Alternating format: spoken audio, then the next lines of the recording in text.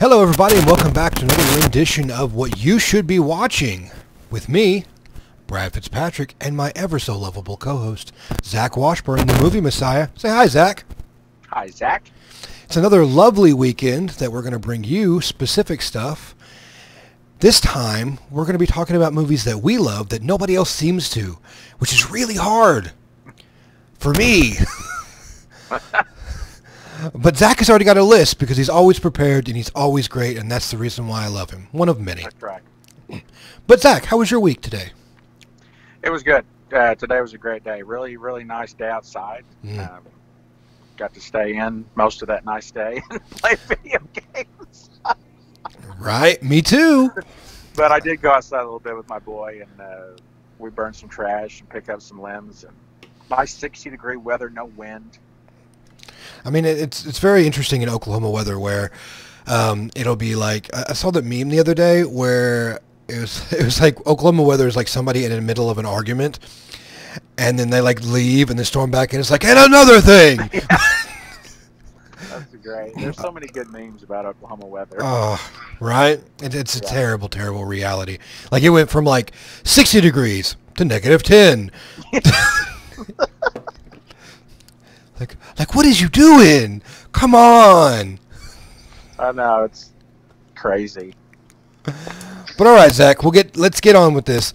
What is your number 5 movie that you like, but nobody ever seems to?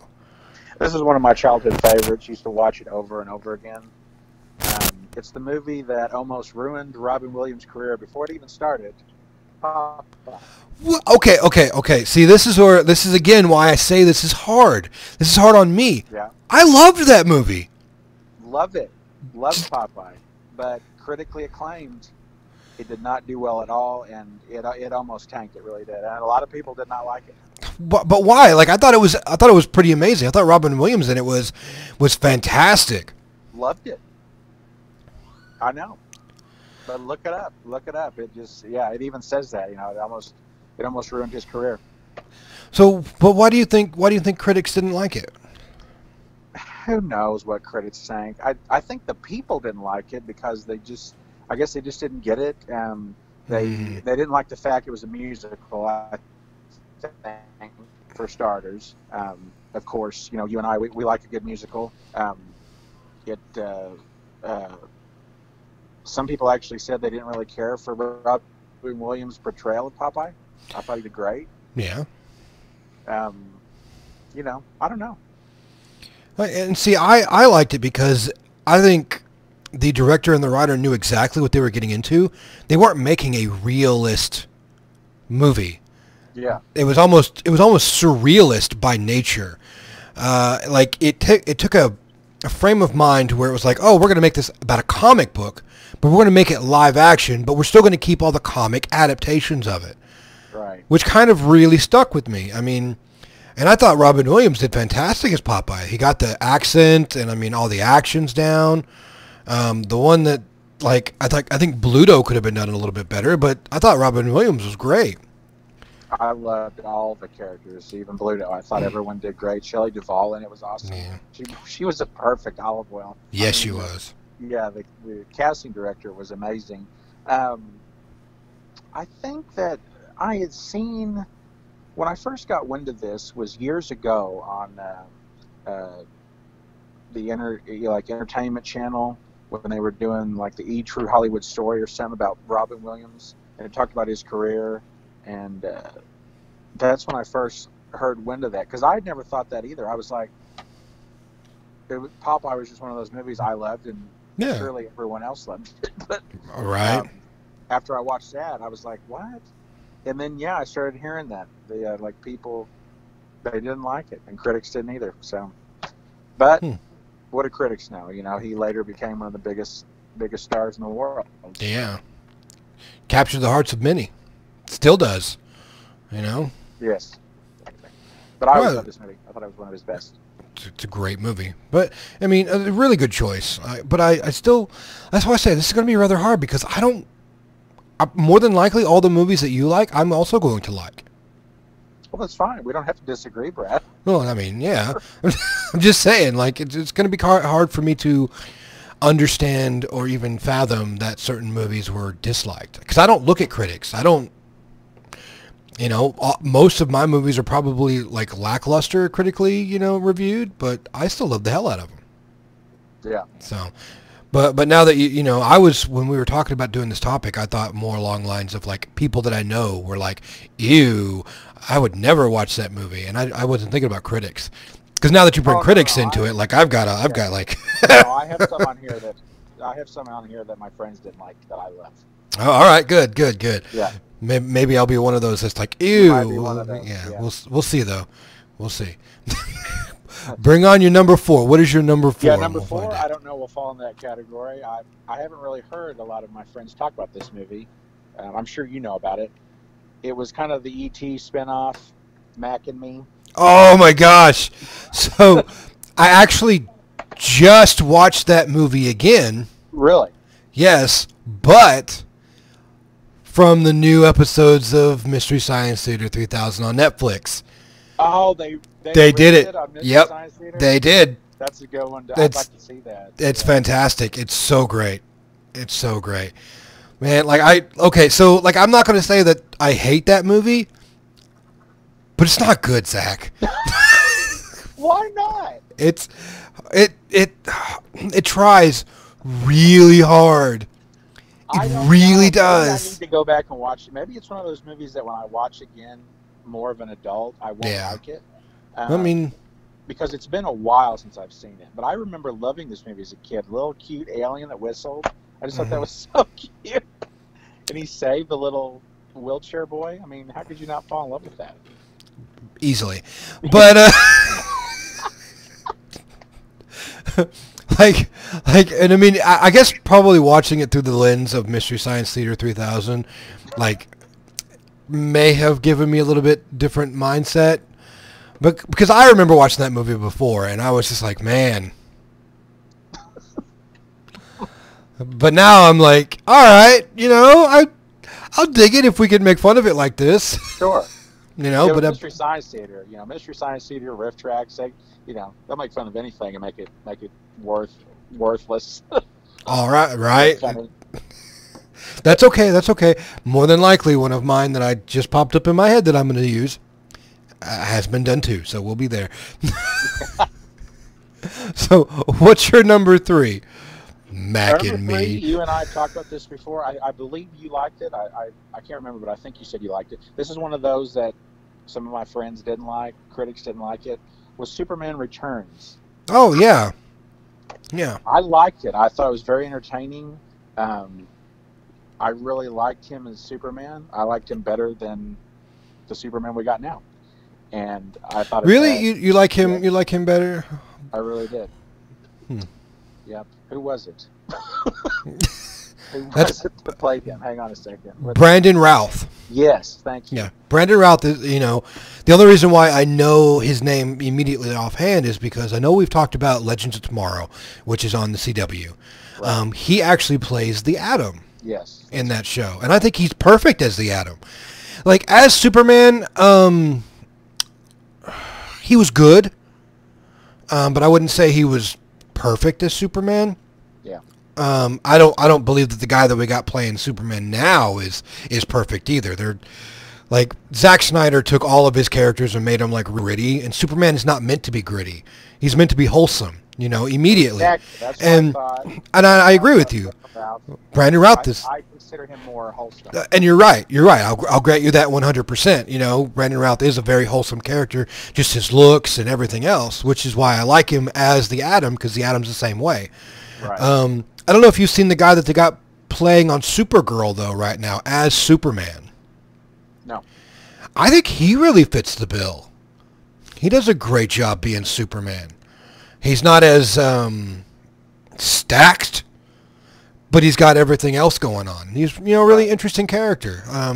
You may enjoy that, but I don't think we'll ever see a Superman like Christopher Reeve. No. Ever again in our lifetime. No. Yeah, no, he was perfect, but no, yeah, that's going to be very hard. Definitely had a better Lex Luthor. I mean, say what you will. Say what you will about Kevin Spacey, but Yeah. I mean, he Well, made a great Lex Luthor, I thought. well, I mean, if you take in consideration, he took that Lex Luthor character right into House of Cards. Yeah. I mean, we've talked before. Kevin Spacey, no matter what's going on right now, all the bad stuff he's done, is still a good actor. You know, and he really did a number as Lex Luthor. I didn't like the actual plot of what he was doing, but I thought he brought an essence to the character that was really, good. So, the rest of the movie, I can see why it wasn't critically acclaimed, but I enjoyed it. Just like you said, it was very entertaining. It kind of sets the mood, to what it needed to be. But it's no Christopher Reeve. I think the problem was, in my opinion, that they tried to kind of make it a sequel. Yeah. And if they wouldn't have done that, not necessarily start over, Mm-hmm. but if they would have made it where it wasn't in Christopher Reeve's world, Oh, yeah. which it seemed like that's what they were trying to do, Mm-hmm. I think it might have done better. I mean, you're probably right. That could be it, because they were expecting, because it was in that world, a Christopher Reeve Superman. Right. And he couldn't deliver. Which is, And that's... it's very hard. You see, I didn't really care for how they portrayed Lex Luthor in the originals, Yeah. with Gene Hackman. Yeah. Kind of making him a little more campy. I mean, he was still great. I love Gene Hackman, but yeah. No, I understand you. Yeah, I like Lex Luthor as a more ruthless, businessman type. Mm-hmm. But then all of a sudden they did make him like that, and it's like, I guess prison changed him. It was hard to figure out what they were trying to do. Yeah. And then you're supposed to see this new guy take Christopher Reeve's place. I don't think a lot of people could, could deal with that. I mean, still, like, I would take them over Jesse Eisenberg as Lex Luthor any day. That was Horrible. Yeah. Like, wow. Like, I understand. Like, I liked the new Superman movies. I liked the guy, Zod, when they brought him in. He was great there. But when they brought in Jesse Eisenberg to play Lex Luthor, I was like, what? Why? Yeah. Like, Yeah. But, all right. So now, number two. I think this is going to be another one that a lot of my friends disagreed on. I liked it. My wife liked it. I'm not sure your opinion on it, but the X-Men movies. Yeah. Not a lot of people are a fan of The Last Stand. Oh, no, I loved it. I thought it was really good. So did I. I own it, too, so, I mean... I'm a completionist, so Well, yeah. I would have owned it either way. Yeah, it was better than, shoot. One of the newer X-Men, the one with Apocalypse in it? Apocalypse. Yeah. It was better than that one. Yeah. I kind of like them all equally. I mean, I don't know what I would say. I think my favorite would probably be Days of Future Past. But yeah. I don't know. I guess because I wasn't big into the original storylines with the X-Men was not one of the animated shows I used to watch as a kid. Really? The 90s TV show is still one of the best animated Marvel shows of all time. That's what I hear, and I have no doubt it is, but I never really did get into it. And then, of course, I don't read a lot of comic books, so, and I know that's why a lot of people didn't like it. Yeah. But so I didn't really know what was bad about it. So but I still loved it. Yeah. I mean, I can understand that. Like I understood when I watched it why specifically, because of the changes to some of the characters they made, which was kind of just weird. Yeah.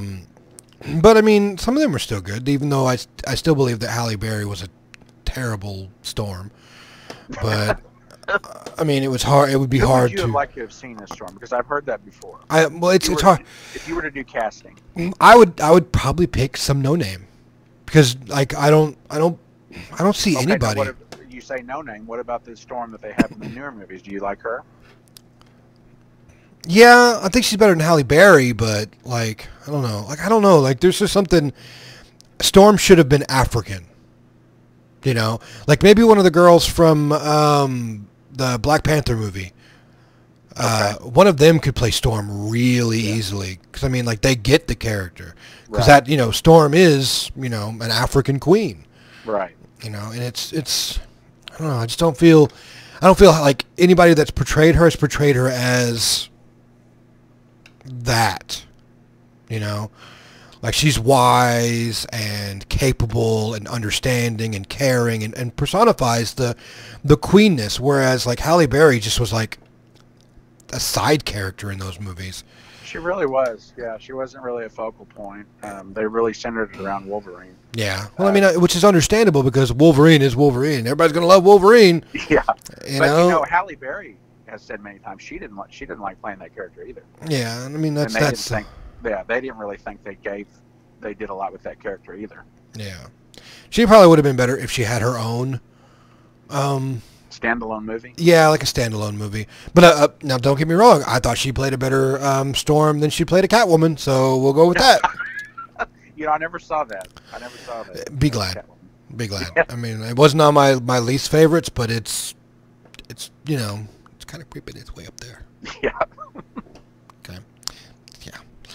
All right. So your number one. What is your number one? My number one is known as a box office flop. One of the most expensive movies to make that lost a lot of money.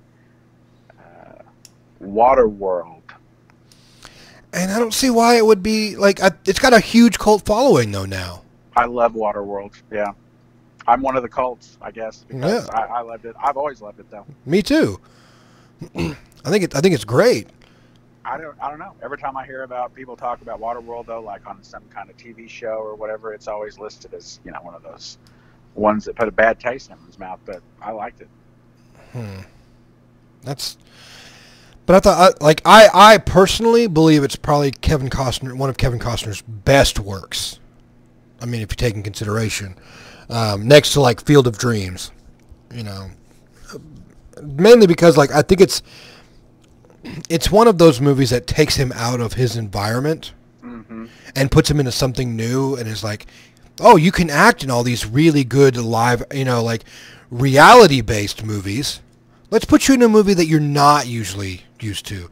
We're going to give you gills, and to see how that, how that runs out. And I like, again, you're right. The critics probably didn't give it a good review on it, but I thought it was really entertaining. I thought it was really good.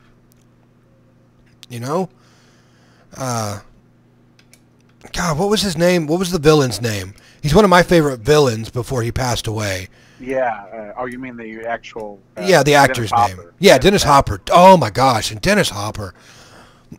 Like, I've loved him in so many ways, in so many years. Yeah. I think, like, just talking now, he is in my number one. Okay? But it's not Waterworld. He is the villain in my number one movie that's going to come up. Okay. Okay? So just get ready. Let's see if you can rack your brain and see what villain he has been in a movie that nobody liked, but I love. Okay. All right. So those are your five of movies that you loved that nobody else seemed to. But I mean, I'm going to try to. I'm going to pull some obscure shit out. Okay. I would expect no less, Brad. So and it's really hard. Like it really is, because I didn't see like a lot of critic reviews or anything like that. I mean, had I thought about critics, I probably could have like reviewed it and made an actual list on myself, but I didn't. So we're going to start off with a movie that I own, but it's buried. Because it's an animated movie. Okay. And I almost guarantee you've never seen this movie, Zach. It's it's an anime movie from Japan. Okay? Probably not. Called Cat Soup. Cat Soup. Cat Soup. Never heard of it. It is an entirely voiceless movie about two cats that go on this trippy adventure of trying to find their parents or siblings or something like that. It's a great movie, but the plot itself is not so linear, because it's almost like they go down the rabbit hole and just things get really weird. Yeah. Yeah. Like, and it's kind of like a bunch of Japanese guys were like, look, we like cats and we like acid and we're just going to make this movie. And and for me, it works. For me, it works. It's just like so like, it's almost like a magical train wreck of drug-induced feline philia, I guess you could say. I mean, really. That's great. And it is something that you would just have to watch to just sort of like ingest almost, because the first time you watch it, you're just like, what? And then the second time you watch it, you start like, oh, all right, okay. And it's sort of, but it's a great movie. It's one of mine that I love that nobody I tried to watch it with me liked at all. So that's why it's buried. Okay. That's why it's buried in my anime closet, because I have a closet that's just full of anime. I bet you do. Well, I mean, like, because I used to collect a whole bunch of anime a long time ago, and then I got married, and then I was told, I don't like anime, we're not going to watch it again. So I stopped watching it for a long time. But I'm back to watching it again. So, and it's really nice. So, my number 4. Oh, I see. We have an uninvited guest. Somebody wanted to chime in. We're just trying to warn you.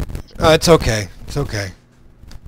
Maybe it was me. Yeah, we're making a video right now, Scarlett. So everybody on YouTube is going to see you. I know. Nope. I'm in my first grade. That got her. That got her. And you know what? I'm not going to edit that out. Leave it in. Yep. Help teacher. She can save in the background. Okay, so let's see. Yeah, you can save it back. The next movie that I loved, and I don't know. I know she's still right there. It's okay. We're gonna let her sit it out.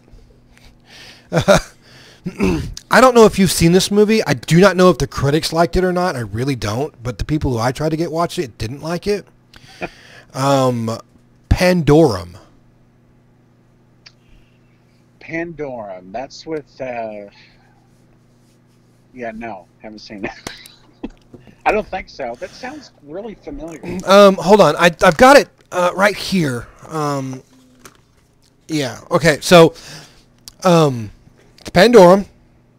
Yeah, I remember seeing that cover, but I've never seen it. Dennis Quaid and Ben Foster. Ben Foster is fantastic in it. Like, I love every single thing that Ben Foster has done. Yeah.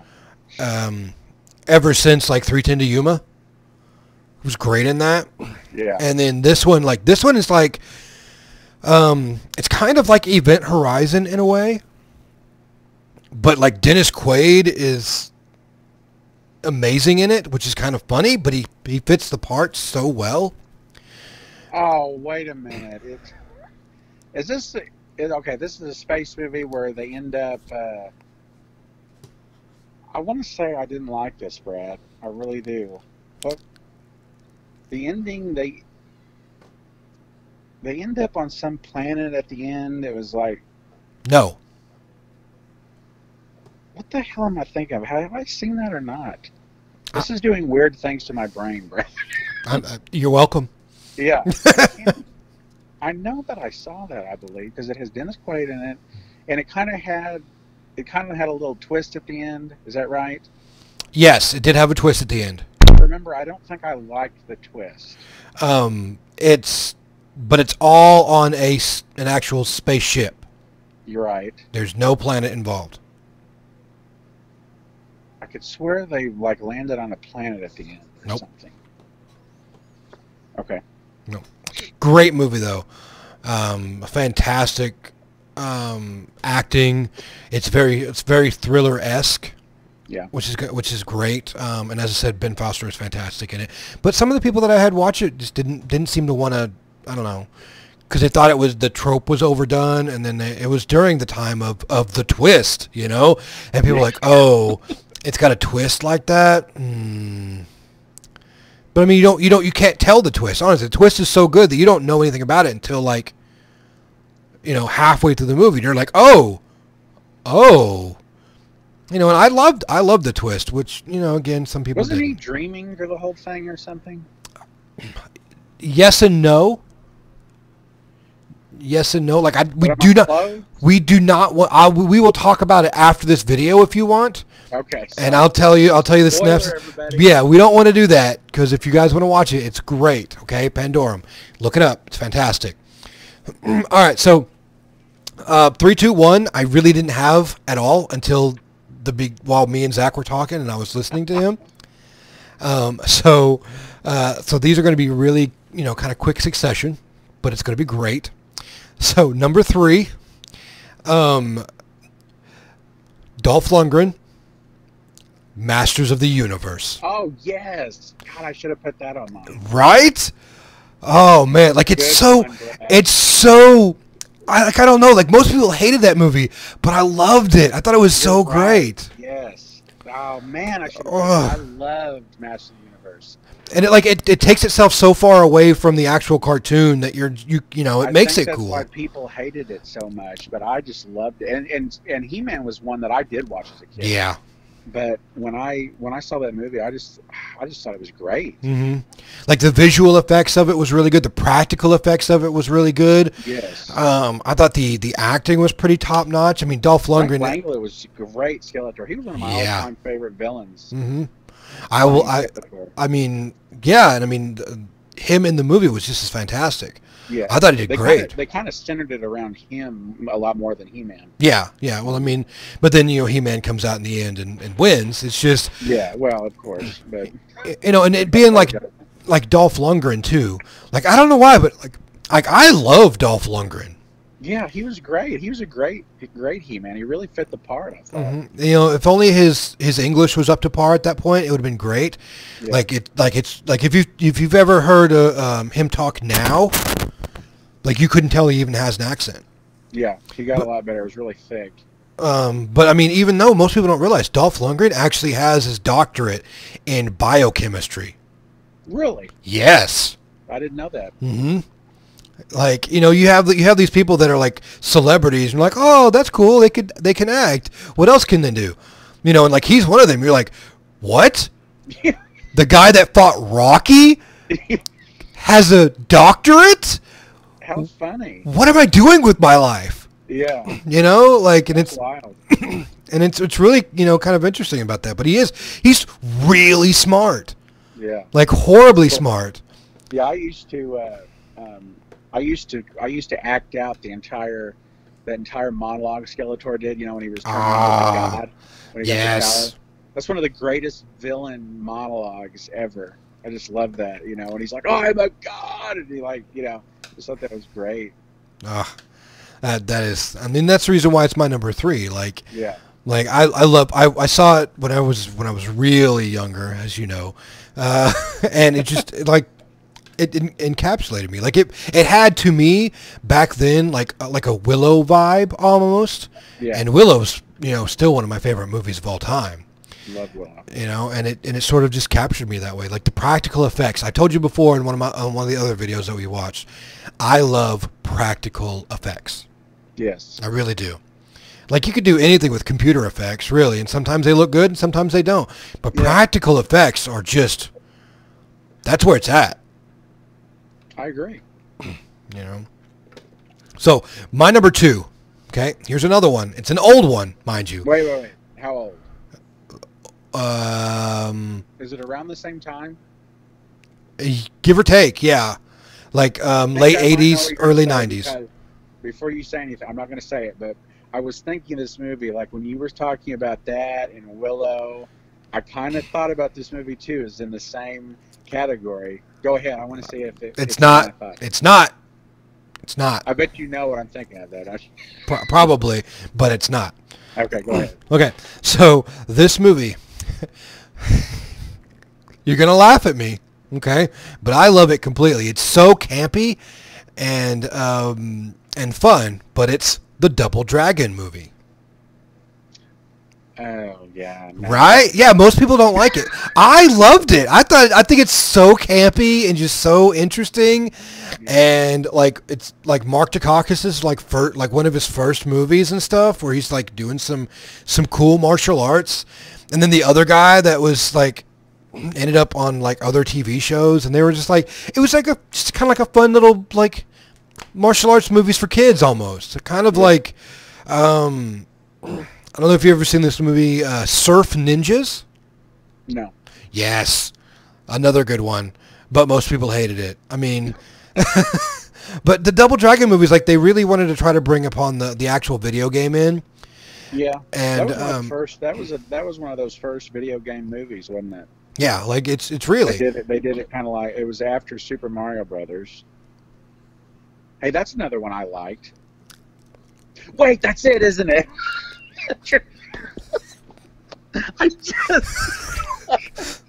I'm sorry, I ruined it for you. No, it's okay.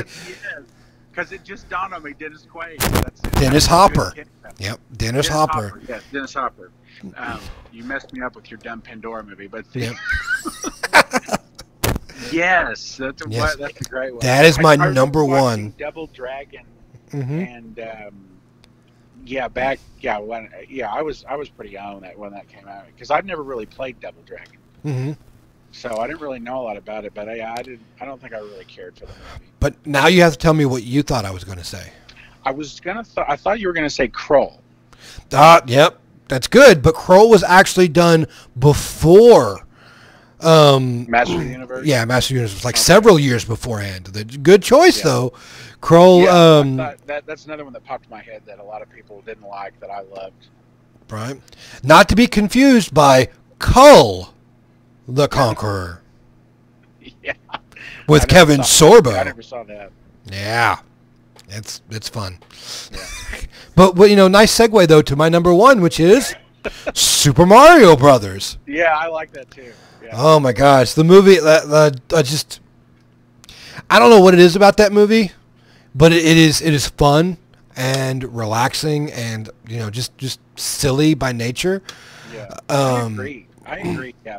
Fun and relaxing. That's a good way to describe it. It says, and it had a little bit of elements to the game, mm-hmm. but not so much that it. I don't know. I like the take that they did with it. Yeah. So do I. I liked the Mushroom King.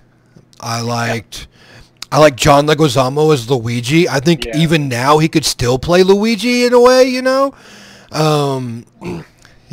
then I loved Dennis Hopper as King Koopa. He was just great. So fantastic. Being the germaphobe and like all the slime and stuff. Right, and the way they did the Goombas. The scene that always gets me is the when they're in the elevator with all the Goombas and they're like na, na, na, na, na, na, and it's so fantastic. Now the main character, the guy who plays actual Mario, I cannot remember his Bob Hoskins. Bob Hoskins. Yeah, I was actually looking it up. Yeah. He is a fantastic actor, and I loved him as Mario. Like he brought something to the role that was just. It was so fantastic. Like I don't know, like his demeanor, I guess, was just perfect for the role.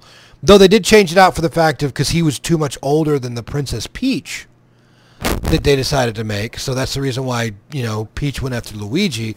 Right. But like I still think he brought an essence to Mario that was kind of like a better shape. Yeah. It's still like I love the movie. It's one of, as I tell people, it's my guilty pleasure, which is kind of what this is. It's kind of what this entire like frame our video is our guilty pleasures. That's true. Yeah. And it is one of them. Like I have many more, but Super Mario is my number one because I will sit and I will watch. That's a good pick. Yeah, that's a really good pick. That Master of the Universe. I wish I would have put that on my list. Right? Yeah, those two are really good. Hmm. Yeah.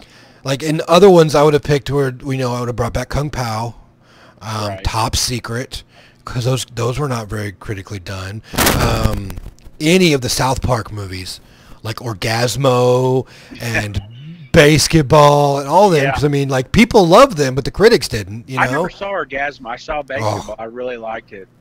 Was Orgasmo good? I mean, it has yes. kind of that same humor. Yes, but like probably more. Like it's sillier by nature. And there's another one. Here's another one that you have not seen, the very first movie, which is fantastic, right? Cannibal the Musical. Cannibal the Musical. Yes. It's their very first movie, and it is glorious. There are so many like one-liners in it. Yeah. And I mean it still has all of them in it. The original crew that they put together. Yeah. They're in all three movies. They're in. You saw Basketball, so you know Matt and Trey. Yes. And then the guy that plays Squeak. That's one of their friends. Okay. The little short guy. Yeah. He's in all the other movies too. But it's like those are really also good guilty pleasures. Like honestly, you like a good musical. Cannibal the Musical really kind of nails the humor and the musical in it, and it's fantastic. But that movie's, jeez, almost 30 years old now. Wow. Yeah, it was their first. Was it pre South Park? Yes, Okay. it was pre South Park, because I think like that one was their first movie. Then they made they started making the South Park movie, the show, and it kind of got off, and that gave them the money to make Orgasmo, and then they continued making money with South Park, and then they were able to make Basketball, and then Basketball kind of blew up because it's kind of a cult following, and allowed them to do more. Then they could do the South Park movie, and things like that. So, like, I really love those guys. Me too. They're great. All right. Okay, guys, but those are our, guilty pleasures. We'll just say it that. Those were our guilty pleasures. Our movies that we love so much that most people didn't like, critics hated in some way, shape, or form, but it's things that we love to sit down and watch every once in a while just to get back that nostalgia and that loving feeling. Zach had some really, really good ones. I hope I had some good ones too. Yeah, good list. It was fun. It makes me want to go watch Popeye right now. Makes me want to go watch Master of the Universe. I gotta watch that. Right. I mean, like literally, like we still need to get together and do our movie thing. I just gotta have some money. But all right, guys, we will see you in the next video, and hopefully this coming week we're going to have some guest stars, some other people that we know of that love movies as much as we do that we'd like to talk to and also delve in, because you're probably getting tired of my face. You'll never get tired of Zach's. I mean, look at that. Look at that face. It's fantastic. I love you, Zach. Love you, Brad. But until then, remember, always be kind to each other. And Zach, do you have anything you would like to say? Yes, I think my new tagline is going to start being support your arts, because without them, the world would even be suckier. That's 100% true. But then, guys, we'll see you in the next video. Bye, everybody.